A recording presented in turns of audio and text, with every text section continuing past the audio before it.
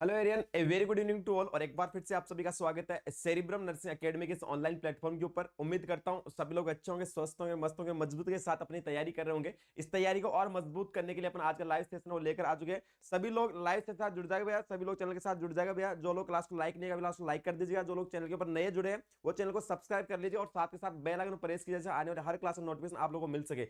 सभी लोग एक बार क्लास को शेयर कर दीजिएगा अपने फ्रेंड सर्कल के अंदर, सभी को जगह दीजिएगा। अपना सेशन आज स्टार्ट होने वाला है। जैसे कि आप सभी को पता है आगे दिनों के अंदर बीएपीएचएस और डीएचएस पंजाब का जो एग्जाम होने वाला है और उससे रिगार्डिंग जो पीरियड के अंदर क्वेश्चन आ चुके हैं और जिनके आने की ज्यादा संभावना है उनको लेकर अपन डील वहां करने वाले। तो सभी लोग लाइव सेशन के साथ जुड़ जाएगा। सभी लोगों का एक्टिव पार्टिसिपेशन सेशन के अंदर होना चाहिए। जो क्वेश्चन यहाँ पे अपन डील करें हर एक क्वेश्चन का आपको रेस्पॉन्स करना है। कोई दिक्कत नहीं, गलत होता है तो सही करवा के अपन नेक्स्ट क्वेश्चन तरफ मूव करने वाले।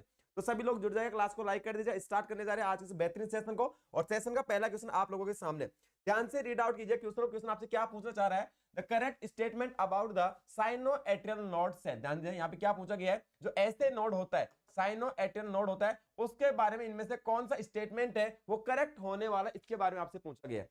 ऑप्शन ए बोल रहे हैं connected to the AV node by fine bundles of the Purkinje fibre. क्या करता है? आपके एवी नोड को कनेक्ट करके इससे जो बंडल ऑफ हिज है और पुरकिंजे फाइबर से कनेक्ट करता है। ऑप्शन नंबर बी बोल रहे हैं फाउंड इन बोथ एट्रिया। जो आपके हार्ट के जो चैम्बर होते हैं ऊपर जो एट्रियम होते हैं, दोनों एट्रियम के अंदर ऐसे नोड प्रेजेंट होता है। ऑप्शन नंबर सी बोल रहे हैं able to generate impulses because their membrane potential is unstable. ये क्या करता है कि इंपल्स जनरेट करने के लिए क्या होता है? एबल होता है कि ऐसे नोड क्या करता है? इंपल्स जनरेट करता है। ये आपसे ये करेक्ट स्टेटमेंट होने वाला। ऑप्शन इन डबल है enable to generate the impulse when completely denervated. क्या है?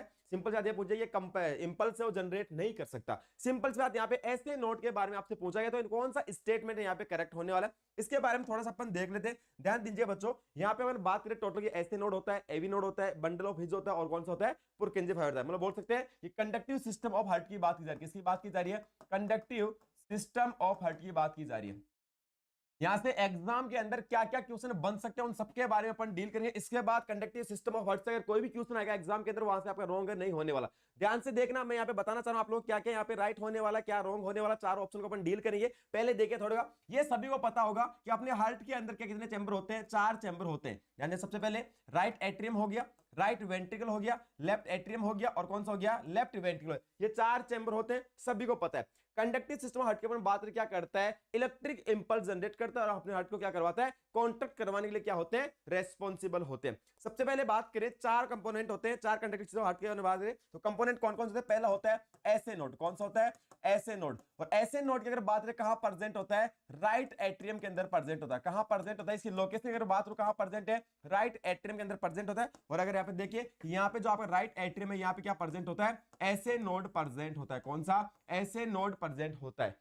जहां पे आपकी सुपीरियर वेना कावा आके राइट एट्रियम के अंदर ओपन होती है। कौन सी? सुपीरियर वेना कावा आके ओपन हो रही है, वहां पे क्या प्रेजेंट होता है? ऐसे नोड प्रेजेंट होता है। तो क्वेश्चन बन सकता है कि ऐसे नोड कहां प्रेजेंट होता है? राइट एट्रियम के अंदर प्रेजेंट होता है। दोनों एट्रियम के अंदर प्रेजेंट नहीं होता, कहां प्रेजेंट होता है? राइट एट्रियम के अंदर प्रेजेंट होता है। ध्यान देना। नेक्स्ट बात करें, 60 to 100 बीट पर मिनट क्या करता है? इंपल्स जनरेट करता है। 60 से 100 बीट पर मिनट इंपल्स है, ये जनरेट करता है कौन? आपका ऐसे नोड। क्लियर? नेक्स्ट बात करें, जो आपका ऐसे नोड होता है इसको अपन हार्ट ऑफ हार्ट के नाम से भी जानते हैं। हार्ट ऑफ हार्ट के नाम से भी जाना था किसको? ऐसे नोड। क्यों करता है? ये मैक्सिमम इंपल्स को क्या करता है? जनरेट करने के लिए रेस्पॉन्सिबल होता है। Sunny, very good evening. Next बात करते हैं, सेकंड आता है वो आपका एवी नोड। सेकंड कौन सा आ गया? AV node. और एवी नोड की जो लोकेशन होती है वो कहां प्रेजेंट होता है? आपके इंट्रा एट्रियल सेप्टम के अंदर प्रेजेंट होता है। कहां प्रेजेंट होता है? दोनों एट्रियम के बीच में प्रेजेंट। ये कौन सा हो गया आपका? AV node. कौन सा हो गया? AV node. क्लियर? कहां प्रेजेंट है एवी नोड की? अगर मैं लोकेशन की अपन बात करें तो एवी नोड कहां प्रेजेंट होता है? इस तरह प्रेजेंट होता है इंट्रा एट्रियल सेप्टम के अंदर। कहां प्रेजेंट होता है? इंट्रा एट्रियल सेप्टम के अंदर क्या प्रेजेंट होता है? आपका एवी नोड प्रेजेंट होता है। कितनी इंपल्स जनरेट करता है पर मिनट? तो वो करता है 40 से 60। 40 से 60 beat per minute impulse generate कौन करता है? आपका एवी नोड करता है। कहां प्रेजेंट है? इंट्रा एट्रियल सेप्टम के अंदर प्रेजेंट है। नेक्स्ट बात करें, वो होता है आपका बंडल ऑफ हिज। क्लियर? और बंडल ऑफ हिज कहां प्रेजेंट होते हैं? आपके इंट्रावेंट्रिकुलर सेप्टम के अंदर। ये क्या हो गया? Bundle of his. क्या हो गया? बंडल ऑफ हिज कहां प्रेजेंट है? इंट्रावेंट्रिकुलर सेप्टम के अंदर। इंट्रा वेंट्रिकुलर सेप्टम के अंदर क्या होता है? प्रेजेंट होता है। लोकेशन से एग्जाम के अंदर क्वेश्चन पूछे जा चुके हैं और एग्जाम में क्वेश्चन पूछ सकता है कि लोकेशन कहां होती है। तो बंडल ऑफ एजी कहां होती है? इंट्रावेंट्रिकुलर सेप्टम के अंदर। कितनी इंपल्स जनरेट करता है पर मिनट? तो वो करता है 20 to 30। कितनी करता है? 20 to 30 beat per minute impulse generate कौन करता है? Bundle of his.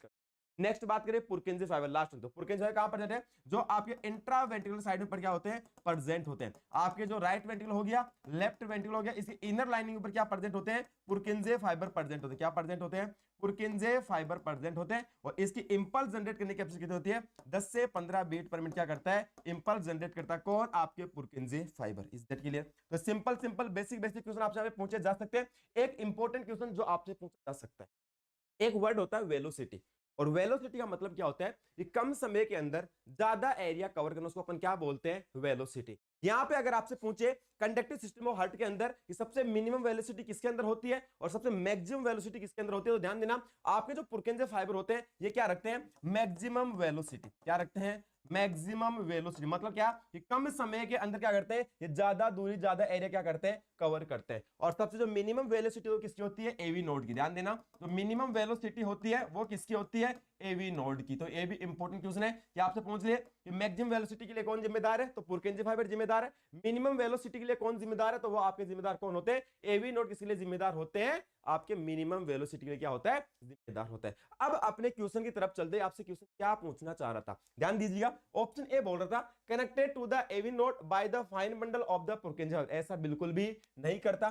Found in both atria, बिल्कुल नहीं, कहां प्रेजेंट होता है, सिर्फ और सिर्फ राइट एट्रियम के अंदर क्या प्रेजेंट होता है, आपका ऐसे नोड प्रेजेंट होता है। नेक्स्ट बात करें एबल टू जनरेट इंपल्स, बिल्कुल क्या करता है, इंपल्स जनरेट करने के लिए क्या होता है, ये एबल होता है। और ऑप्शन डी बोल रहा है enable to generate the impulse, ये ऑप्शन क्या होने वाला है, रॉन्ग होने वाला है। ऐसे नोड के अंदर एबिलिटी होती है इंपल्स जनरेट करने की, कितनी कर रहा है, 1 मिनट के अंदर 60 से 100 इंपल्स क्या करता है, जनरेट करता है। ऑप्शन नंबर सी अपना यहाँ पर क्या रहने वाला है, राइट आंसर है वो आपका रहने वाला। Is that clear. तो बिल्कुल सिंपल सा क्वेश्चन आपसे यहाँ पे पूछा गया था कि यहाँ पे करेक्ट स्टेटमेंट जो ऐसे नोड के रिगार्डिंग होने वाला है वो क्या होने वाला है। क्लियर है, समझ में आ गया। और कंडक्टिव सिस्टम ऑफ हार्ट से अगर कोई क्वेश्चन आपसे एग्जामिनर पूछता है तो आपका बिल्कुल भी रॉन्ग नहीं होना चाहिए। चलते हैं इसी के साथ सेशन के नेक्स्ट क्वेश्चन की ओर, और लीजिए भैया सेशन का नेक्स्ट क्वेश्चन। बिल्कुल एक बेसिक सा क्वेश्चन आपसे यहाँ पूछा गया। क्वेश्चन क्या है, the commonest site use for the intramuscular injection in the infant. Infant के अंदर जो इंट्रामस्कुलर इंजेक्शन लगाने की जो कॉमन साइट अपन यूज करते हैं वो कौन सी होती है। ऑप्शन नंबर ए क्या बोल रहा है कि वास्टस लेटरिस मसल के अंदर लगाते हैं। ऑप्शन बी बोल रहा है ग्लूटियल मसल के अंदर लगाते हैं। ऑप्शन सी बोल रहा है डेल्टोइड के अंदर लगाते हैं। ऑप्शन डी बोल रहा है ट्राइसेप के अंदर बता दें। ध्यान देना, यहाँ पे बात किसकी की है, यहाँ पे बात की है किसकी, इन्फेंट की बात की है। नॉर्मली अगर एडल्ट के अंदर बात करें तो वहां पे अपन ग्लूटियल और डेल्टोइड मसल के अंदर क्या लगा सकते हैं, इंट्रामस्कुलर इंजेक्शन लगा सकते हैं। बट वही बात करें इन्फेंट वाले केस के अंदर तो वह आपकी वास्टस लेटरल्स मसल होती है। कहां मसल प्रेजेंट होती है, थाई के अंदर। और थाई के अंदर कहां, इनर आस्पेक्ट, इनर आस्पेक्ट तरफ क्या होती है, प्रेजेंट होती है। तो ये कॉमन साइट होती है किसके अंदर, बच्चों के अंदर, इन्फेंट के अंदर इंट्रामस्कुलर इंजेक्शन एडमिशन करने। कौन सी मसल, वास्टस लेटरल्स मसल के अंदर लगाते हैं। बिल्कुल सही ऑप्शन है अपना यहाँ पर क्या रहने वाला है, राइट आंसर रहने वाला। कि कॉमनेस्ट जो साइट होती है कौन सी होती है, वास्टस लेटरल्स मसल के अंदर क्या लगाते हैं, इंट्रामस्कुलर इंजेक्शन अपन क्या करने वाले हैं, एडमिनिस्टर है वो अपन करने वाले। और इसी कड़ी के अंदर आगे चलते हैं सेशन के नेक्स्ट क्वेश्चन। ध्यान दीजिए बच्चों, क्या क्वेश्चन आपसे पूछा जा रहा है, in which stage of the burn there is formation of the blister. ध्यान देना कि स्टेज की कौन से है, ब्रन की कौन सी स्टेज के अंदर ब्लिस्टर का फॉर्मेशन है वो देखने को मिलता है। ऑप्शन ए बोल रहा है कि स्टेज सेकंड के अंदर। ऑप्शन बी बोल रहा है स्टेज फर्स्ट के अंदर। ऑप्शन सी बोल रहा है स्टेज फोर्थ के अंदर। ऑप्शन डी बोल रहा है स्टेज थर्ड के अंदर। तो सिंपल सी बात करें, सबसे पहले अपने को यह पता होना चाहिए कि स्टेज फर्स्ट के अंदर क्या क्या इंक्लूड किया जाता है, स्टेज सेकंड के अंदर क्या इंक्लूड किया जाता है, स्टेज थर्ड के अंदर क्या इंक्लूड किया जाता है, और स्टेज फोर्थ के अंदर क्या इंक्लूड किया जाता है। यहाँ पे बात करें अकॉर्डिंग टू डिग्री हमें पहुंची first degree, second degree, third degree और फोर्थ डिग्री। अगर बात करें अकॉर्डिंग टू डेप्थ, क्लियर है, अकॉर्डिंग टू और डेप्थ की बात करें ब्रन क्या है, तो ध्यान देना यहाँ पे सबसे पहले एक ब्रन होता है आपका सुपरफिशियल ब्रन। कौन सा, सुपरफिशियल ब्रन। और सुपरफिशियल ब्रन के अंदर क्या देखने को मिलता है, आपकी जो एपिडर्मिस स्किन होती है वो क्या होती है, इंटैक्ट होती है। आपकी एपिडर्मिस क्या होती है, इंटैक्ट है, वो अपने को देखने को मिलती है। मतलब नॉर्मली क्या देखने को मिलती है, रेडनेस है, ये अपने को देखने को मिलती है किसके अंदर, सुपरफिशियल ब्रन के अंदर। और सुपरफिशियल ब्रन के अंदर क्या देखने को मिल रहा है, एपिडर्मिस वहां पे क्या देखने को मिल रही है अपने को, इंटैक्ट है, वो अपने को देखने को मिल रही है। और ये किसके अंदर इंक्लूड किया जाता है, स्टेज फर्स्ट के अंदर इंक्लूड है, वो किया जाता है। किसके अंदर, स्टेज फर्स्ट के अंदर इंक्लूड है, वो किया जाता है। क्लियर है, नॉर्मली हॉस्पिटलाइजेशन की रिक्वायरमेंट नहीं है, ऑटोमेटिकली क्या हो जाता है, हील है वो हो जाता है। नेक्स्ट बात करें आपके, एक होता है पार्शियल ब्रन। कौन सा ब्रन, पार्शियल ब्रन। और पार्शियल ब्रन की अगर मैं बात करूं तो यहाँ पार्शियल ब्रन दो टाइप का होता है, एक होता है सुपरफिशियल पार्शियल, सुपरफिशियल पार्शियल, और सेकंड कौन सा हो गया, डीप पार्शियल ब्रन। कौन सा, डीप पार्शियल ब्रन। ध्यान देना आपका जो सुपरफिशियल पार्शियल ब्रन होता है इसके अंदर कंप्लीट एपिडर्मिस होती है।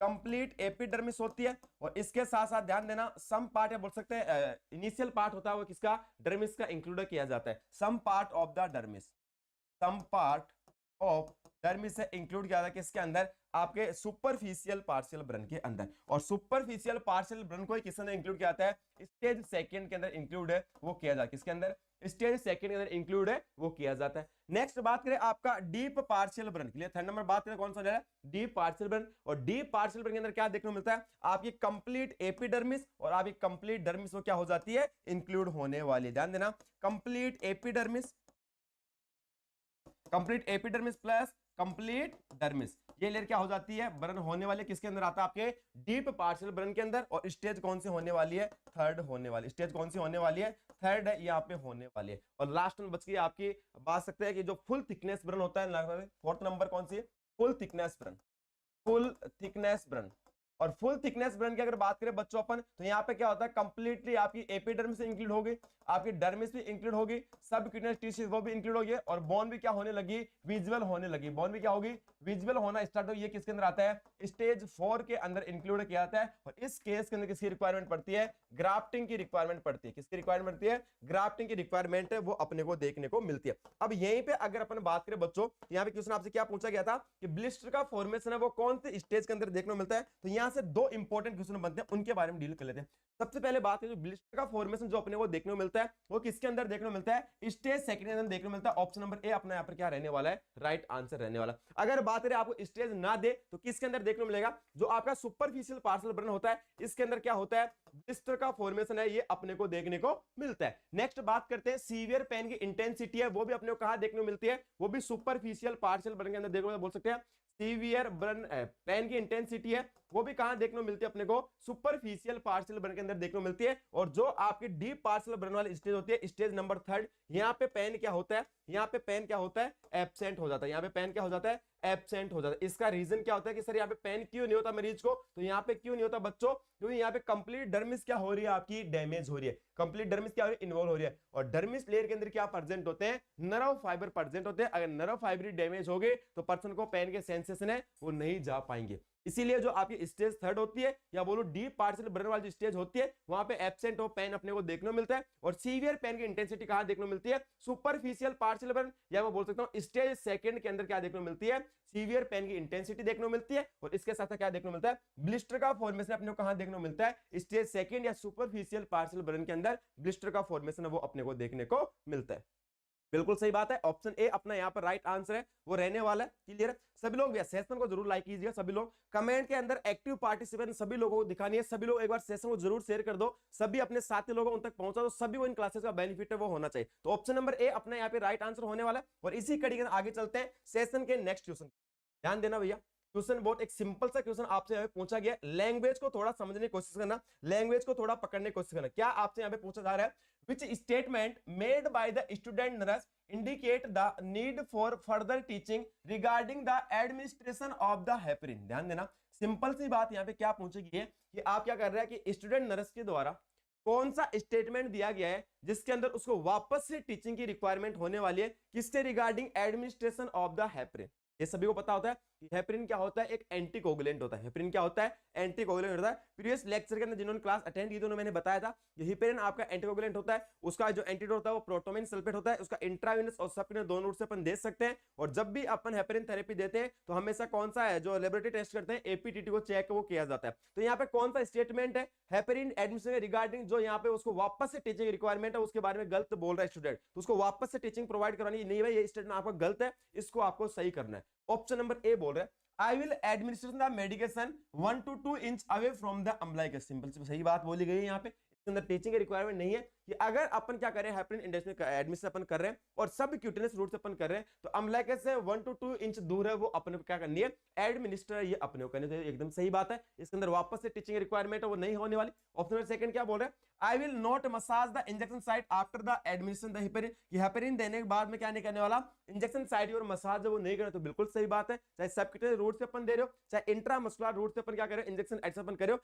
कभी भी अपने को क्या नहीं करना, मसाज अपने को नहीं करने हो। तो ये बात भी सही है। ऑप्शन नंबर सी क्या बोल रहा है, I will check the APTT before the administrating the heparin, जब भी मैं हेपेरिन दे रहा हूं उससे पहले एपीटीटी को चेक वो करना है, तो ये बिल्कुल सही बात है। इसके थेरेपेटिक इफेक्ट चेक करने के लिए एपीटीटी की वैल्यू हमेशा अपने क्या करनी होती है, चेक करनी होती है। तो ये भी एक स्टेटमेंट क्या रहने वाला है, करेक्ट रहने वाला। ऑप्शन नंबर डी क्या बोल रहा है, I will need to gently aspirate when I give the heparin. ध्यान देना बच्चों, ये स्टेटमेंट जो बोल रहा है स्टूडेंट, ये क्या होने वाला है, एकदम गलत स्टेटमेंट बोल रहा है, और इसके अंदर अपने वापस से क्या रहने वाली है, टीचिंग की रिक्वायरमेंट है वो रहने वाले, वापस से उस स्टूडेंट ने क्या करना है, टीचिंग प्रोवाइड करना। ध्यान देना, जब भी अपन सब क्यूटेनियस रूट से हेपेरिन एडमिशन अपन कर रहे हैं, तो कभी भी अपने को वापस से इंजेक्शन, जैसे बात है निडल अपन ने क्या करी, एडमिशन की, तो उसके बाद कभी भी एस्पिरेट है वो नहीं करते। आगे क्या कहां दे रहे हैं अपन, टिश्यू के अंदर दे रहे हैं, और जैसे अपन क्या किया, ऐसा अपन की, और वापस से अगर उसको क्या किया, एस्पिरेट किया, तो एस्पिरेट करने के बाद क्या हो सकता है, उसके टिश्यू के अंदर इंजरी कॉज हो सकती है, टिश्यू के अंदर क्या हो सकती है, इंजरी कॉज हो सकती है। इसीलिए कभी भी सबक्यूटेनियस रूट से अगर अपन इंजेक्शन एडमिशन अपन कर रहे हैं, तो कभी भी एस्पिरेट हो नहीं, हाँ इंट्रामस्कुलर रूट से अपन दे रहे हैं,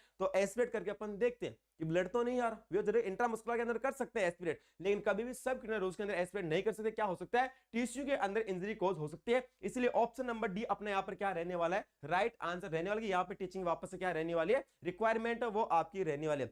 बिल्कुल वीरपाल खुशी परमजीत सनी, बिल्कुल डी ऑप्शन क्या रहने वाला अपना राइट आंसर है वो आपका रहने वाला है। और इसी के साथ चलते हैं सेशन के नेक्स्ट क्वेश्चन की ओर, और लीजिए भैया सेशन का नेक्स्ट क्वेश्चन बड़ा इंटरेस्टिंग क्वेश्चन है, ध्यान दीजिएगा।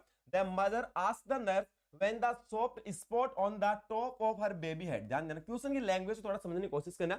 हिंदी लैंग्वेज के अंदर आपको बता दूं क्या क्वेश्चन आपसे पूछना चाह रहा है। क्वेश्चन क्या पूछा यहाँ पे, the mother asked the nurse when the soft spot on the top of the her baby head will close, the nurse would tell the mother that the anterior fontanelle usually closed by the, option A बोल रहा है 3 month, option B बोल रहा है 6 month, option C बोल रहा है 10 month, option D बोल रहा है 18 मंथ। यहाँ पे सिंपल सी बात ये पूछी है कि एक मदर नर्स को क्या बता रही है कि इसका जो फोरहेड है, यहाँ पे जो सॉफ्ट स्पॉट जो देखने को मिल रहा है वो अब फील हो नहीं हो रहा। तो यहाँ पे नर्स ये बता रही है कि आपको जो एंटीरियर फोंटानेल है ये क्लोज हो जाता है, कब क्लोज हो जाता है ये आपको बताना।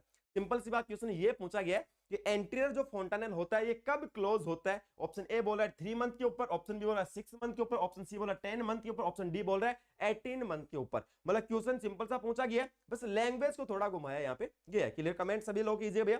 ऑप्शन डी यहाँ पे राइट आंसर रहने वाला है। सुरभि बोल रहे 12 to 18 मंथ, सनी बोला 18 मंथ, ऑप्शन डी। क्लियर, यहाँ पे ध्यान देना बच्चों, सिंपल सी बात अपन थोड़ा सा देखना, यहाँ पे 2 फोंटानेल होते हैं मेन आपके। वैसे टोटल नंबर ऑफ फोंटानेल कितने होते हैं, 6 होते हैं। फोंटानेल क्या होते हैं, wide gap between the suture line, जो सूचर लाइन बनी है जैसे एक इन्फेंट होता है, जैसे एक न्यूबॉर्न बेबी बर्न हुआ, तो जो आपकी जो क्रेनियल बोन होती है वो क्या होती है, सेपरेट होती है, और इनके बीच में क्या होती है, सूचर प्रेजेंट होते हैं। जैसे सबसे पहले जो फ्रंटल बोन होती है इसके बीच में क्या होता है, सूचर प्रेजेंट, उसको क्या बोलते हैं, फ्रंटल सूचर बोलते हैं। ध्यान देना, फ्रंटल बोन के बाद ये कौन सा है, पैराइटल बोन, और पैराइटल बोन और फ्रंटल बोन के बीच में 2 सूचर लाइन प्रेजेंट, उसको क्या बोलते हैं, उसको बोलता है कोरोनल सूचर। कौन सा बोलते हैं, कोरोनल सूचर बोला जाता है। दोनों पैराइटल बोन के बीच में जो सूचर प्रेजेंट उसको अपन क्या बोलते हैं, सजाइटल सूचर बोला जाता है। और नेक्स्ट बात करें अपन कि जो आपके पैराइटल बोन है और पीछे जो ऑक्सिपिटल बोन है, इनके बीच सूचर पर उसको अपन कहते हैं लैम्ब्डोइडल सूचर के नाम से जाना जाता है। तो यहाँ पे सूचर लाइन के बीच में जो गैप प्रेजेंट होता है उसको अपन क्या बोलते हैं, फोंटानेल बोला जाता है। नंबर में कितने होते हैं, 6 होते हैं, बट मेन कितने होते हैं, 2 होते हैं। कौन कौन से होते हैं, एक होता है एंटीरियर फोंटानेल। कौन सा होता है,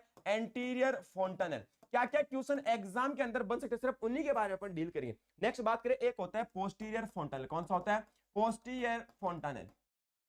यहां पे ध्यान दीजिए बच्चों, बात की जा रही है एंटीरियर फोंटानेल और पोस्टीरियर फोंटानेल। एग्जाम के अंदर क्या क्या क्वेश्चन यहां पे बन सकते हैं। सबसे पहले ध्यान देना, जो आपका एंटीरियर फोंटानेल होता है इसको अपन और किस नाम से जानते हैं, ब्रेगमा के नाम से जाना जाता है। और जो पोस्टीरियर फोंटानेल होता है उसको किस नाम जानते हैं, लैम्बडा के नाम से जानते हैं। किस नाम से, लैम्बडा के नाम से जानते हैं। और जो एंटीरियर फोंटानेल उसको किस नाम जानते हैं, ब्रेगमा के नाम से जाना जाता है। यहाँ पे ध्यान देना, जो आपका एंटीरियर फोंटानेल होता है इसकी शेप कैसी होती है, ये डायमंड शेप का होता है। किस शेप का होता है, डायमंड शेप का होता है। और जो पोस्टीरियर फोंटानेल होता है किस शेप का होता है, ट्राइएंगुलर शेप का होता है। क्लियर, कौन सा शेप का होता है, ट्राइएंगुलर शेप का होता है। नेक्स्ट बात करें, जो आपका एंटीरियर फोंटानेल होता है जैसे कितनी सूचर लाइन से मिलकर बनता है, तो आपका कितनी सूचर लाइन बनता है, 4 सूचर लाइन से मिलकर बनता है। कितनी सूचर लाइन से, 4 सूचर लाइन से मिलकर बनता है। कौन कौन सी, ध्यान देना कौन कौन सूत्र होने वाले हैं, फ्रंटल सूचर, ये नंबर में 1 होगा। नेक्स्ट बात करें कोरोनल सूचर, ये नंबर कितने होने वाले, 2 होते हैं। नेक्स्ट बात करें यहाँ पे कौन सा सूचर आपका, सजाइटल सूचर, और ये कितना होता है आपका, 1 होता है। इनके बीच में जो गैप बनता है उसको अपन क्या बोलते हैं, एंटीरियर फोंटानेल है वो बोला जाता है। क्लियर है। नेक्स्ट बात करें कि जो आपका पोस्टीरियर फोंटानेल होता है ये कितने सूचर लाइन से मिलकर बनता है, ये 3 सूचर लाइन से मिलकर बनता है। कितने सूचर लाइन से, 3 सूचर लाइन से मिलकर बनता है। कौन कौन से, ध्यान देने यहाँ पे, एक तो हो गया कौन सा, सजाइटल सूचर, ये नंबर कितना हो गया आपका 1। 9 बात करें लैम्बडोइडल सूचन, ये नंबर कितने हो गया आपके 2। तो 3 सूचन लाइन से मिले कौन बन रहा है आपका पोस्टीरियर फोंटानेल है, ये आपका बनता है। नेक्स्ट बात करें यहाँ पे कि जो आपका एंटीरियर फोंटानेल होता है इसके अगर डायमीटर की अगर हम बात करें तो यहाँ पे इसका जो डायमीटर होता है, ध्यान देना, जो एंटीरियर फोंटानेल होता है इसका जो डायमीटर होता है, इसका जो एंटीरियर पोस्टीरियर डायमीटर होता है वो कितना होता है 3 से 4 सेंटीमीटर का होता है, और जो ट्रांसवर्स डायमीटर होता है वो कितना होता है 2 से 3 सेंटीमीटर का होता है। और वहीं पे अगर अपन बात करें पोस्टीरियर फोंटानेल की तो किस शेप का होता है, ट्रायंगुलर शेप का होता है। तो इसीलिए इसका जो एंटीरियर पोस्टीरियर डायमीटर होता है वो भी कितना होता है 1 से 2 सेंटीमीटर का होता है, और जो ट्रांसवर्स डायमीटर होता है वो भी कितना होता है 1 to 2 सेंटीमीटर का होता है। और सबसे इंपॉर्टेंट क्वेश्चन कि आपके जो फोंटानेल है ये कब क्लोज होते हैं, तो आपका जो एंटीरियर फोंटानेल होता है ये क्लोज होता है 12 to 18 मंथ के ऊपर। कब? 12 से 18 मंथ के ऊपर कौन सा क्लोज होता है आपका एंटीरियर फोंटानेल। सब लोग कमेंट करना कि पोस्टीरियर फोंटानेल है ये कब क्लोज होता है। इंपॉर्टेंट क्वेश्चन बनता है आपका एंटीरियर फोंटानेल कब क्लोज हो रहा है, सर 12 से 18 मंथ की एज के ऊपर क्या हो रहा है आपका एंटीरियर फोंटानेल क्लोज हो रहा है। किस तरह अगर ऑप्शन के अंदर 12 मंथ भी आ जाए और 18 मंथ भी आ जाए तो क्या राइट आंसर करें, तो फर्स्ट प्रायोरिटी किसको होने वाले आपकी 18 मंथ को आपको फर्स्ट प्रायोरिटी देनी। ध्यान देना इंपॉर्टेंट है, अगर आपके ऑप्शन के अंदर 12 मंथ पे आ जाए और 18 मंथ पे आ जाए तो सर क्या करेक्ट करना है, तो 18 मंथ क्या होने वाला है फर्स्ट प्रायोरिटी वो आपके होने वाले। सब लोग कमेंट करेंगे कि पोस्टीरियर फोंटानेल है ये कब क्लोज होता है। इसी के साथ साथ एक चीज और देखना, जो आपके फोंटानेल होता है यहां पे अगर बात करें कि सर बल्जिंग फोंटानेल है वो किस कंडीशन में देखने को मिलते हैं, तो ध्यान देना इंक्रीज आईसीपी वाले केस के अंदर, इंक्रीज आईसीपी वाले केस में क्या देखने को मिलेगा, बल्जिंग फोंटानेल वो देखने को मिलता है। क्लियर है, क्या देखने को मिलेगा, बल्जिंग फोंटानेल वो अपने को देखने को मिलता है। नेक्स्ट बात करें कि सर अगर डिहाइड्रेशन के कंडीशन में चला जाए बच्चा उसमें क्या देखने को मिलता है, उसके अंदर देखने को मिलता है डिप्रेस्ड फोंटानेल। ध्यान किस कंडीशन में, डिहाइड्रेशन वाले केस के अंदर क्या देखने को मिलता है, डिप्रेस्ड फोंटानेल वो अपने को देखने को मिलता है। डिप्रेस्ड फोंटानेल ये अपने को कब देखने को मिलता है, डिहाइड्रेशन केस के अंदर। और बल्जिंग फोंटानेल किस केस के अंदर देखने को मिलता है, अपने को इंक्रीज आईसीपी वाले केस के अंदर देखने को मिलता है। Is that clear? बिल्कुल। अगर बात करिए अपना पोस्टीरियर फोंटानेल है ये कब क्लोज होता है, तो ये क्लोज होता है 6 वीक के ऊपर। कब क्लोज होता है, 6 वीक के ऊपर क्या क्लोज होता है आपका पोस्टीरियर फोंटानेल क्लोज होता है। और एंटीरियर फोंटानेल कब क्लोज होता है, 12 से 18 मंथ की एज के ऊपर क्लोज होता है। तो फोंटानेल के बारे में एग्जाम में आपसे कोई भी अगर क्वेश्चन पूछे तो इससे बाहर कुछ भी नहीं जाने वाला, ये पॉइंट आपको याद होना जरूरी है। साथ के साथ शॉर्ट नोट्स आप लोग बनाते रहिए। ये जो की पॉइंट मैं आपको लिख रहा हूं यहाँ पे डिटेल एक्सप्लेनेशन अपने को ज्यादा देनी है, ये की पॉइंट जहां से क्वेश्चन बन सकते हैं सिर्फ उनको अपने को नोट डाउन करना है, तो साथ साथ लिखते चलना। वापस चलते अपने क्वेश्चन की तरफ। क्या पूछा गया था कि एंटीरियर फोंटानेल कब क्लोज होता है, तो कब क्लोज होता है 18 मंथ के ऊपर क्या होता है आपका एंटीरियर फोंटानेल क्या हो जाता है क्लोज हो जाता है। ऑप्शन नंबर डी अपना क्या जाने वाला बच्चों, राइट आंसर वो जाने वाला है। और इसी कड़ी के अंदर आगे चलते हैं सेशन के नेक्स्ट क्वेश्चन की ओर, और लीजिए भैया सेशन का नेक्स्ट क्वेश्चन ध्यान से रीड आउट कीजिएगा। A patient have difficulty in smelling the nurse assess for which cranial nerve. Simple सी बात यहाँ पे पहुंची गई है, एक पर्सन है उसको क्या हो रही है, स्मेलिंग के अंदर क्या हो रही है, डिफिकल्टी हो रही है कि भैया उसको सूंघने के अंदर क्या हो रही है, दिक्कत हो रही है। तो कौन सी नर्व के अंदर दिक्कत है, तब ये दिक्कत देखने को मिल रही है। ऑप्शन नंबर ए बोल रहा है कि कैरेनियल नर्व फर्स्ट के अंदर दिक्कत हो रही है। ऑप्शन नंबर बी बोल रहा है कैरेनियल नर्व थर्ड के अंदर दिक्कत हो रही है।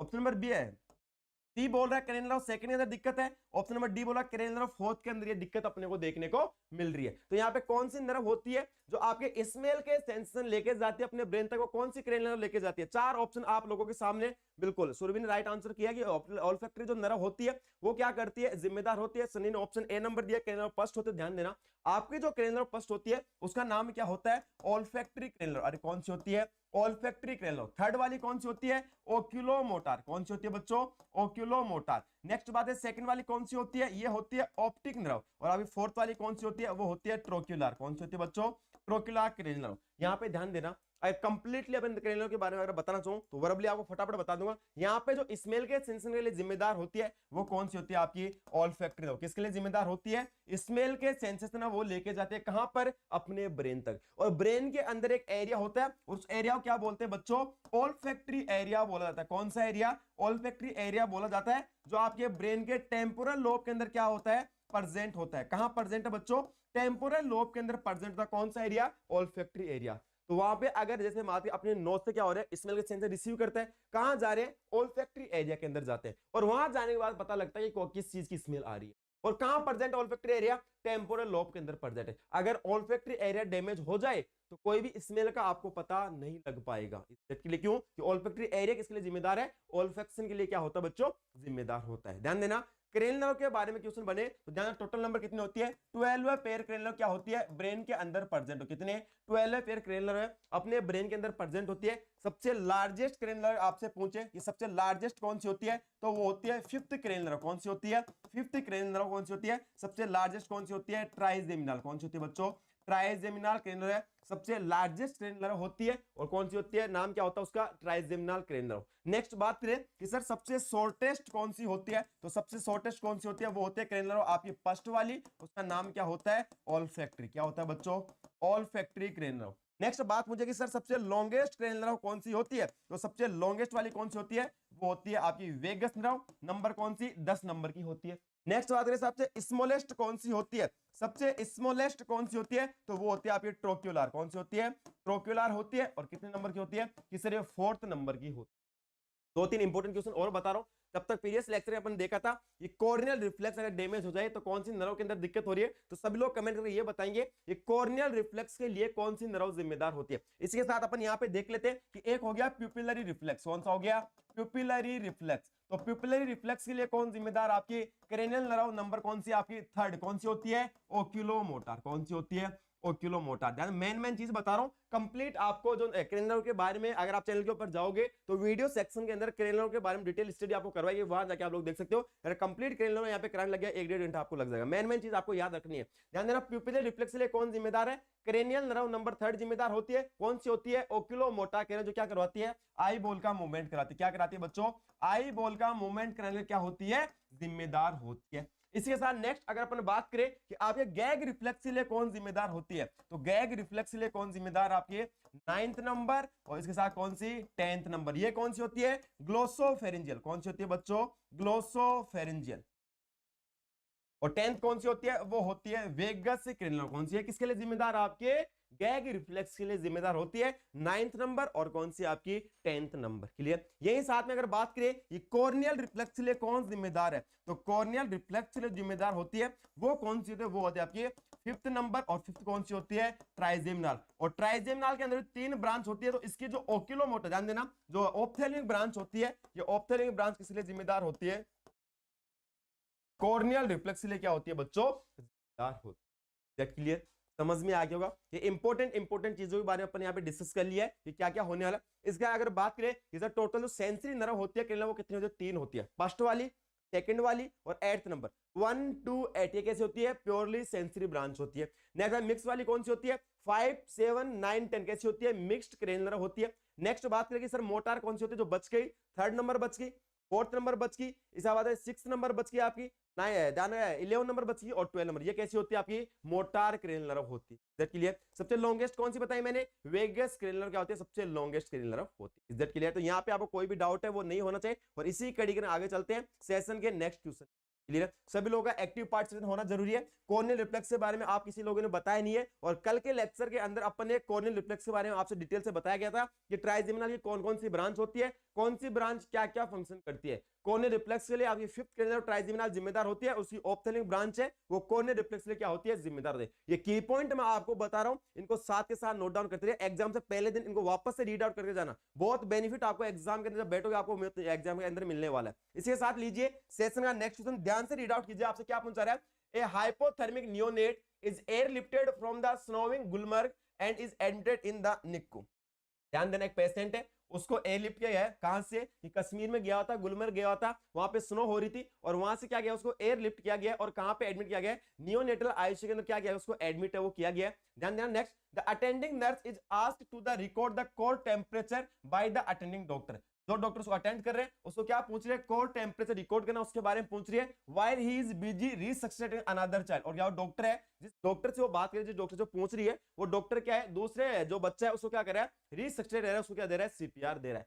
Which area would be most accurate of the core temperature? Simple सी बात यहाँ पे ये पूछी गई है, 4-5 लाइन को छोड़ दो। यहाँ पे सिंपल सी बात ये पूछी गई है, ये कोर टेम्परेचर के लिए जो एरिया होता है वो कौन सा एरिया है जहां से अपन कोर टेम्परेचर ले सकते हैं। कोर टेम्परेचर मतलब इनर एरियाज क्या ले रहा है अपने को? टेम्परेचर को क्या करना है? रिकॉर्ड करना है। क्योंकि पेशेंट अगर अपन बात करें तो पेशेंट है वो कहां से आया भैया? स्नो हो रही थी गुलमर्ग में, वहां से आए तो हाइपोथर्मिया में जा रहा है। तो हाइपोथर्मिया में अगर आउटर पार्ट से अपन लेंगे, जैसे एक्जिला से अपन लेंगे, तो ऑलरेडी वहां पे क्या हो रहा है, हाइपोथर्मिया हो रहा है, कोल्ड हो रही है बॉडी, स्किन कोल्ड हो रही है, तो अपने क्या करना है, कोर टेम्परेचर अपने को लेना, मतलब इनर आस्पेक्ट क्या करना है, कोर बॉडी टेम्परेचर अपने को कलेक्ट करना है। तो सबसे जो मोस्ट एक्यूरेट साइज होने वाली यहाँ पे ऑप्शन के आधार पे कौन सी होने वाली, ऑप्शन नंबर ए बोल रहे हैं कि एक्जिला से अपन लेंगे, ऑप्शन बी बोला फोरहेड स्किन से अपन लेने वाले, ऑप्शन सी बोला ओरल टेम्परेचर, ऑप्शन डी बोला टिम्पेनिक में। तो ध्यान देना ऑप्शन नंबर डी अपने यहाँ पर क्या रहने वाला है बच्चों, राइट आंसर वो आपका रहने वाला है। बिल्कुल प्लक वीर सनी, बिल्कुल डी ऑप्शन क्या रहने वाला अपना राइट आंसर रहने वाला, सुरभि डी बिल्कुल। टिम्पेनिक अपना जो राइट आंसर क्या रहने वाला है, कि टिम्पेनिक मेंबर से अपन क्या करने वाले, कोर बॉडी टेम्परेचर वो अपन लेने वाले। नॉर्मली अगर अपन क्लिनिकल मेथड की अपन बात करें, क्लिनिकल मेथड्स की अपन बात करें, तो यहाँ पे जो रेक्टल टेम्परेचर होता है वो मोस्ट अपन क्या करते हैं, एक्यूरेट वो होता है। मोस्ट जो एक्यूरेट अपन बात करें तो कौन सा होने वाला है, रेक्टल मेथड से अपन क्या मानते हैं, एक्यूरेट वो अपन मान सकते हैं। बट वही अगर अपन बात करें कोर बॉडी टेम्परेचर अपन कैसे कलेक्ट करना है, तो वहां पे अगर जो मोस्ट बेस्ट बात साइट की बात करें कि बेस्ट साइट कौन सी होती है, बात करें गोल्ड स्टैंडर्ड साइट जो होती है, गोल्ड स्टैंडर्ड साइट होती है वो कौन सी होती है, कि वो होती है सर पल्मोनरी आर्टरी। कौन सी होती है बच्चों, पल्मोनरी आर्टरी है। ये क्या मानने वाले अपन, गोल्ड स्टैंडर्ड है मान सकते हैं। आईसीयू के अंदर मेनली अगर अपन यूज करेंगे कि कोर बॉडी टेम्परेचर अगर अपने को कलेक्ट करना है, तो एक इन्वेजिव प्रोसीजर होता है, और वो कौन सा करते हैं अपन, पल्मोनरी आर्टरी से अगर अपन कोर टेम्परेचर चेक करेंगे, ये सबसे बेस्ट मेथड और सबसे एक्यूरेट मेथड वो माना जाता है। कौन सी आर्टरी, पल्मोनरी आर्टरी। एग्जाम के पॉइंट ऑफ व्यू से सबसे इंपॉर्टेंट क्वेश्चन बनता है, चाहे बीएपीएससी का एग्जाम हो, डीएचएस का एग्जाम हो, चाहे नॉट सेट का एग्जाम हो, कि अगर आप पूछे कि गोल्ड स्टैंडर्ड रूट होता है, जो बेस्ट मेथड होता है कोर बॉडी टेम्परेचर चेक करने का, वो कौन सा होता है, पल्मोनरी आर्टरी। एक टाइप का इन्वेजिव प्रोसेस होता है, मेनली आईसीयू के अंदर क्या किया जाता है, इसको यूज है वो किया जाता है। बाकी टिम्पेनिक मेम्ब्रेन इससे अपन कर सकते हैं, रेक्टल मेथड वो अपन क्या कर सकते हैं, यूज कर सकते हैं कोर बॉडी टेम्परेचर को मॉनिटर करने के लिए। तो ऑप्शन नंबर डी अपने यहाँ पर क्या रहने वाला है, राइट आंसर वो रहने वाला है। और इसी कड़ी के आगे चलते हैं सेशन के नेक्स्ट क्वेश्चन की और लीजिए सेशन का next question. A patient with the diagnosis of the urosepsis, मतलब इंफेक्शन हो रहा है, यूरिनरी ट्रैक्ट इंफेक्शन इसको लीड कर रहा है, has been admitted to the ward, you have been asked start the noradrenaline for the hypotension, what is the normal route of the administration. यहाँ simple सी बात है, ये पूछी गई है, मतलब पेशेंट है उसको यूरोसेप्सिस है, बट क्लाइंट किसके अंदर जा रहा है, हाइपोटेंशन के अंदर जा रहा है। एक पेशेंट है वो किसके अंदर जा रहा है, हाइपोटेंशन के अंदर जा रहा है, उसको क्या स्टार्ट कर रहे हैं, नॉर-एडीआर वो स्टार्ट किया जा रहा है। और नॉर-एडीआर अगर स्टार्ट कर रहे हैं तो यहाँ पे कौन सा रूट है वो अपन एडमिनिस्ट्रेशन इसके रूट करने। नॉर्मली बात करें कि इंट्रावेनस रूट से अपन क्या करने वाले हैं, एडमिनिस्ट्रेटर वो अपन कर सकते हैं। बट ऑप्शन की तरफ बढ़ते हैं, ध्यान दीजिए ऑप्शन ए बोल रहा है a wide bore cannula in the posterior tibial when, वहां पे अपन यूज करेंगे। ऑप्शन बी बोल रहा है पेरिफेरल कैनुला वो अपन यूज करने वाले। ऑप्शन नंबर सी बोल रहा है wide bore cannula place in the brachial vein के अंदर अपन करने वाले। ऑप्शन नंबर डी बोल रहा है central venous line in the subclavian, तो सबक्लेवियन वेन के अंदर सेंट्रल वेनस लाइन है, ये अपन इंसर्ट करने वाले, और उसके साथ क्या करने वाले, नॉर-एडीआर वो अपन एडिशनल अपन करें। नॉर्मली सिंपल सी बात अगर कर रहे हैं अपन कि इंट्रावेनस रूट से अपन यूज अगर कर रहे हैं कोई भी इंजेक्शन एडिशन अपन करने के लिए, तो सबसे पहले अगर बात करें तो क्या यूज करते हैं कि सर पेरिफेरल साइड के अंदर क्या करते हैं, कैनुला यूज करते हैं। मतलब बोल सकते हैं जो अपनी एक्सट्रीमिटीज होती है, क्लियर, जो अपनी मेनली दोनों अपर जो एक्सट्रीमिटीज होती है, यहाँ पे अपन क्या कर सकते हैं, इंट्रावेनस लाइन वो अपन लगा कैनुला वो क्या कर सकते हैं, पेशेंट को कर सकते हैं। बिल्कुल सिंपल सी बात तो ये होने वाले। बाकी सर बात है यहाँ पे वेन नहीं मिल रही, ब्रेकियल वेन भी यूज कर लिए, सेंट्रल लाइन भी लगा सकते हैं, सबक्लेवियन वेन के अंदर सेंट्रल लाइन वो भी अपन यूज कर सकते हैं। Wide bore cannula posterior tibial when जहां पे मिल गई वहां पे अपन आईवीएसएस नहीं हो रहा तो टिबियल वेन के अंदर वहां पे मिल रहा अपने को वेन दिख रही है तो वहां पे अपन यूज कर। लेकिन नॉर्मल एक बेसिक सी बात यहाँ पे आपसे पूछी गई थी, कॉम्प्लिकेट यहाँ पे किया गया था कि नॉर्मली अगर आईवी इंजेक्शन अपने को लगाना है तो पेरिफेरल जो कैनुला है ये अपने को यूज है वो करना होता है। यहीं पे कैनुला के रिगार्डिंग एग्जाम में क्वेश्चन पूछा जा सकता है, और ये सभी को पता होगा कि कैनुला के अंदर बात करें 14 गेज का होता है, नेक्स्ट बात करें 16 गेज का होता है, 17 गेज का होता है। यहाँ पे बात रही है तो कैसा होता है, ऑरेंज कलर का होता है। नेक्स्ट बात है 16 वाला कैसा होता है, ग्रे कलर का होता है। 17 वाला कैसा होता है, व्हाइट कलर का होता है। इमरजेंसी केस के अंदर ध्यान देना, इमरजेंसी केस के अंदर अगर लार्ज अमाउंट के अंदर अपने को फ्लूइड रिप्लेसमेंट अगर अपने को करना है, लार्ज अमाउंट के अंदर फ्लूइड रिप्लेसमेंट अगर बच्चों अपने को करना है तो कौन कौन सा यूज करते हैं, 14 gauge orange colour, 16 gauge grey colour, 17 gauge white colour. ध्यान देना 18 गेज का होता है, कैसा होता है, ग्रीन कलर का होता है बच्चों। और करते हैं ब्लड ट्रांसफ्यूज अगर अपन कर रहे हैं तो कौन सा लगाते हैं, 18 गेज ग्रीन कलर कैनुला वो यूज है वो किया जाता है। नॉर्मल नेक्स्ट बात करिए कि 20 नंबर गेज का होता है वो पिंक कलर का होता है। नेक्स्ट बात करें 22 गेज का होता है ब्लू कलर का होता है। नॉर्मली एडल्ट पर्स के अंदर क्या किया जाता है, यूज किया जाता है। और नेक्स्ट बात करें 24 गेज का जो येलो कलर का होता है, ये बच्चों के अंदर यूज किया, बोल सकते हैं इन्फेंट के अंदर यूज है वो किया जाता है। ये नॉर्मली कैनुला के बारे में पूछ सकते हैं कि कौन से गेज का कैनुला है वो किस कलर का होता है, बेसिक क्वेश्चन वो आपसे पूछा जा सकता है। ये बिल्कुल 24 नंबर येलो होता है, 20 नंबर का पिंक होता है। चलो 90 नंबर का ग्रीन, 80 नंबर का ग्रीन होता है सनी, क्लियर है। 80 नंबर गेज से जो कैनला होता है किस कलर का होता है, ग्रीन कलर का आपका होता है। बिल्कुल ब्लू 22 22 का होता है, येलो होता है 24 गेज का होता है। किस कंडीशन यूज करते हैं, नॉर्मली एडल्ट के अंदर पिंक और ब्लू यूज करते हैं, इन्फेंट के अंदर येलो यूज करते हैं। जब ब्लड ट्रांसफ्यूजन अपन कर रहे हैं तो 18 गेज का ग्रीन कलर अपन यूज करते हैं। 14 16 17 इनके अंदर क्या होता है, डायमीटर ज्यादा लार्ज होता है। इमरजेंसी केस के अंदर कोई भी लार्ज अमाउंट के अंदर फ्लूइड रिप्लेसमेंट अगर करना है तो अपन 14 16 और 17 गेज का कैनला अपन क्या करते हैं बच्चों, यूज है वो किया जाता है। और इसी कड़ी के अंदर आपको अपन करने वाले, इसके अंदर बिल्कुल भी कंफ्यूज आपको नहीं होना। इसके साथ चलते हैं सेशन के नेक्स्ट क्वेश्चन की और ध्यान से रीड आउट किया नेक्स्ट क्वेश्चन को। While assessing a patient, the cranial nerve, the nurse asks the patient to raise the eyebrow, smile and show the teeth. Assess which cranial nerve. Simple सी बात ये पूछी है, एक एग्जामिनर है वो क्या कर रहा है, एक पेशेंट के cranial nerve क्या कर रहा है, असेस कर रहा है। और क्या बोल रहा है, क्लाइंट को आईब्रो को रेज करना है, स्माइल करनी है और अपने दांत दिखाने, टीथ दिखाने। तो कौन सी नर्व है उसके लिए जिम्मेदार होती है। ऑप्शन नंबर ए बोल रहा है कि ऑडिटरी नर्व जिम्मेदार होती है, फेशियल नर्व जिम्मेदार होती है, ऑल्फैक्टरी नर्व जिम्मेदार होती है या ऑप्टिक नर्व जिम्मेदार होती है। चार ऑप्शन आप लोगों के सामने। तो यहाँ पे बात करते हैं क्रेनियल नर्व के बारे में, बात करते हैं क्रेनियल नर्व के बारे में। अपने प्रीवियस में बात की थी। तो यहाँ पे जो आपकी आईब्रो हो गया, स्माइल के लिए कौन सी नर्व जिम्मेदार है, तो जो आपके फेशियल मसल्स के अदर मूवमेंट होंगे, अगर मेरे फेशियल मसल के मूवमेंट होंगे तो मैं आईब्रो को रेज कर सकता हूं, मैं हंस सकता हूं, मुस्कुरा सकता हूं, मैं दांत दिखा सकता हूं। क्या करेंगे, जब अपनी फेशियल मसल क्या करेगी, मूवमेंट करेगी। तो फेशियल मसल को मूवमेंट कराने लिए कौन सी नर्व जिम्मेदार होती है, सिंपल सी बात यहाँ पे ये पूछ गई, वो कौन सी होती है आपकी, जो 7th क्रेनियल नर्व होती है उसको क्या बोलते हैं अपन, फेशियल क्रेनियल नर्व बोला जाता है। ये ध्यान देना, एक टाइप की मिक्स्ड क्रेनियल नर्व होती है। कैसी होती है,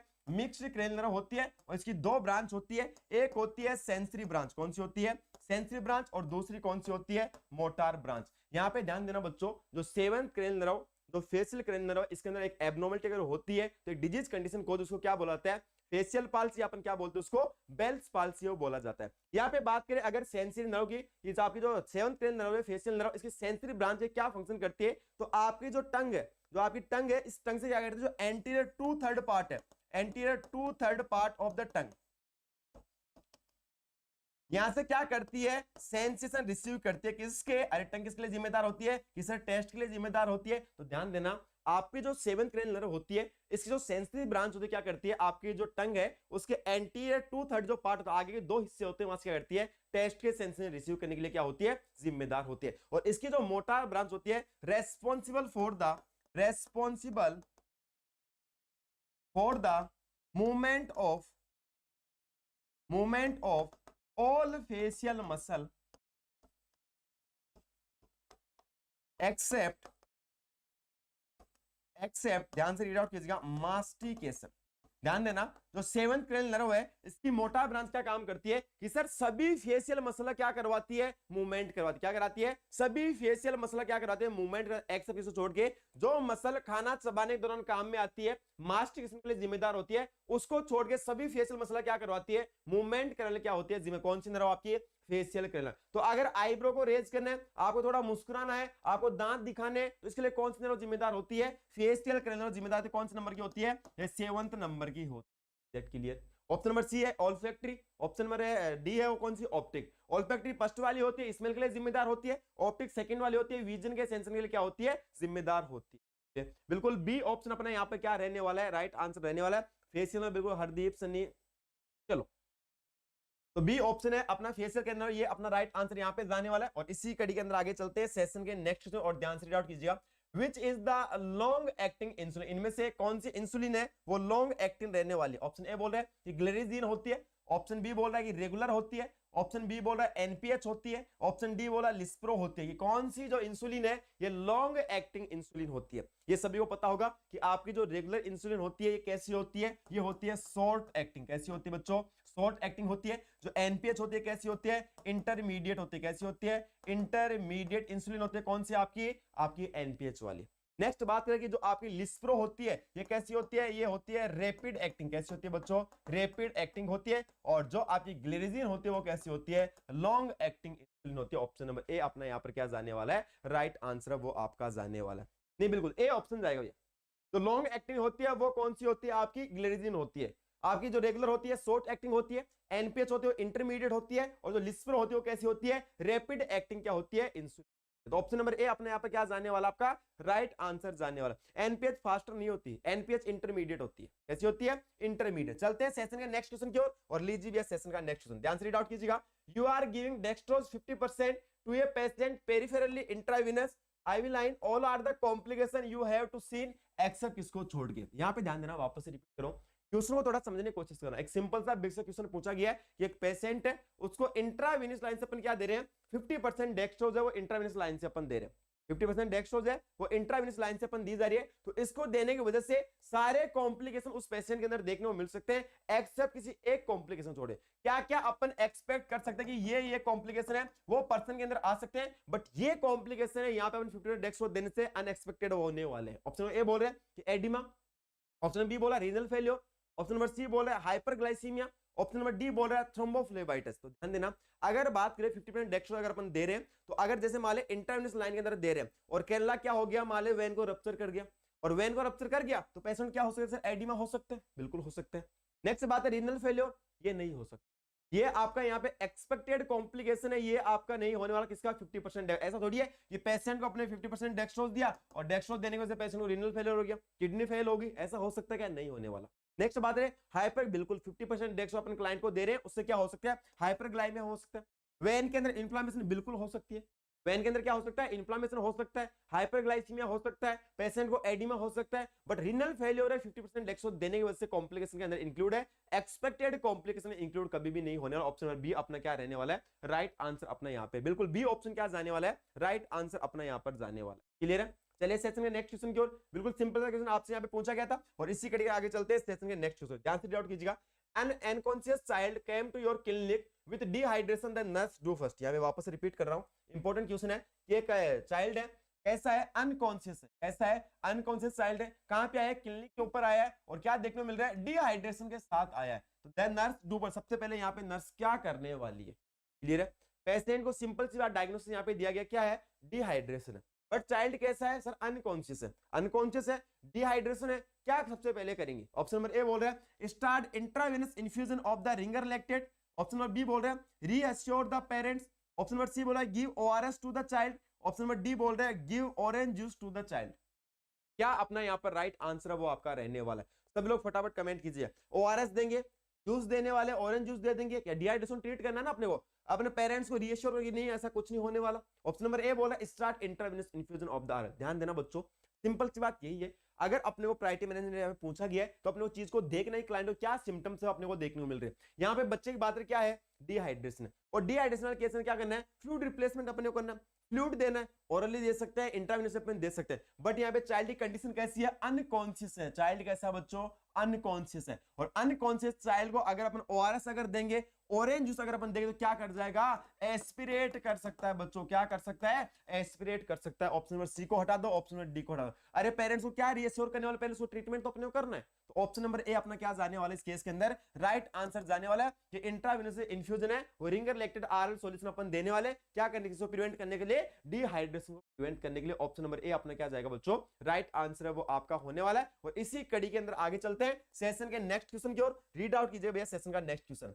The urethra which open on the dorsal surface of the penis is termed as। Simple सी एक टर्मिनोलॉजी के बारे में पूछा गया है कि यहाँ पे अगर बात की पेनिस की डोर्सल सरफेस के ऊपर क्या हो रहा है, यूरिथ्रल की ओपनिंग है, ये अपने को देखने को मिल रही है, तो इसको अपन क्या बोलने वाले।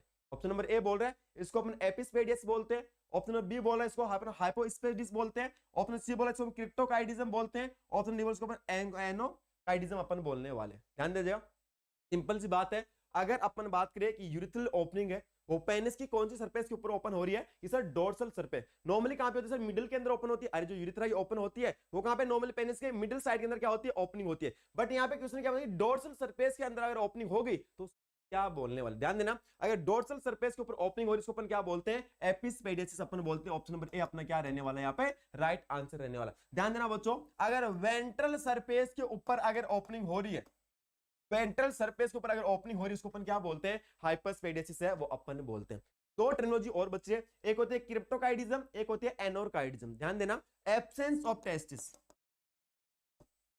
एब्सेंस ऑफ टेस्टिस, चाहे 1 हो चाहे 2, एक एब्सेंट हो या दोनों एब्सेंट हो, उसको अपन क्या बोलने वाले हैं, एनकोरकाइटिज्म है वो अपन बोलने वाले। क्रिप्टोकाइटिज्म का मतलब है कि आपके जो टेस्टिस है वो कहां पे नहीं आए, स्क्रोटल सैक के अंदर नहीं आए, बिफोर द बर्थ कहां पे नहीं पहुंचे। अगर आपके जो टेस्टिस है स्क्रोटल सैक के अंदर अगर डिसेंड नहीं होते, दैट इज कॉल्ड क्रिप्टोकाइटिज्म।